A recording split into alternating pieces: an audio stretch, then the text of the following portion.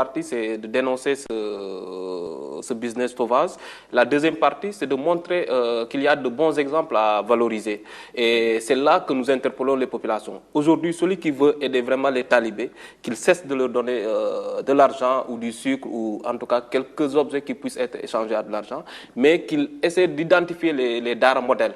Et parce qu'il y a des daras, comment dirais-je encore, des daras modernes, comme on les appelle souvent. Il y a aussi des daras de quartier, ainsi de suite. Et il y a aussi des daras traditionnels qui sont implantés au village. Parce qu'aujourd'hui, quelqu'un qui veut vraiment donner une bonne éducation à son enfant, je pense qu'il doit choisir une bonne école pour son enfant. Et c'est ce message-là que je voudrais lancer aux populations, qu'ils encourage ces daras modernes et décourage en fait les marabouts véreux qui sont en train d'exploiter ces enfants-là. Donc c'est le message que je voudrais lancer et c'est visible à travers le film. Merci messieurs d'avoir accepté notre invitation. Cela dit, qu'est-ce qui vous semblerait être un début de solution à ce fléau? Dans l'immédiat, lutter contre la pauvreté, je crois que aussi certaines familles, comme on l'a dit tantôt, abandonnent leurs enfants purement et simplement sur la base de la pauvreté. Il faut lutter contre la pauvreté. Et aujourd'hui, je crois que pour lutter contre la pauvreté, il faut mettre en place des actions qui sont de nature, sur le plan économique, à relever le niveau de vie des populations. Développer l'économie rurale, l'élevage, la pêche, l'agriculture, etc. Et faire en sorte que les populations ne sentent plus le besoin de quitter les zones rurales pour venir s'installer en milieu urbain. Parce qu'on s'est rendu compte évidemment que c'est l'itinérance des marabouts qui, le plus souvent, constitue un problème. Tant que le dara est à l'échelle communautaire, surveillé par les gens du quartier, très souvent, il n'y a pas beaucoup de difficultés.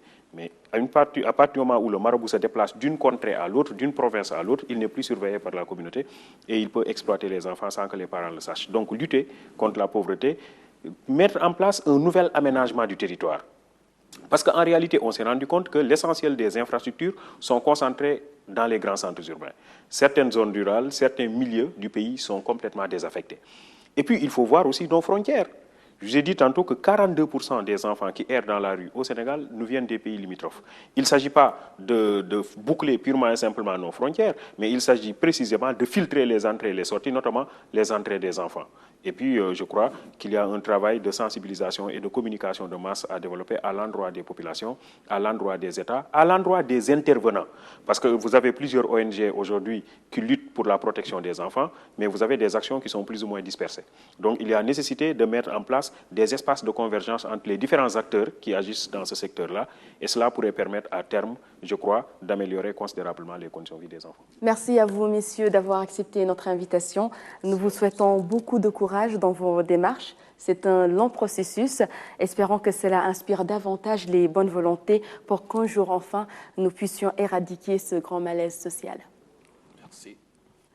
Merci à vous, chers téléspectateurs. Vous pouvez revoir votre émission sur facebook.com/décodage. Sinon, m'envoyez vos SMS en tapant décodage, espace, votre message et envoyez le tout au 26 026. Sinon, simplement m'appeler au 88 628 28 77 et tapez 3. Retrouvons-nous dimanche prochain à la même heure.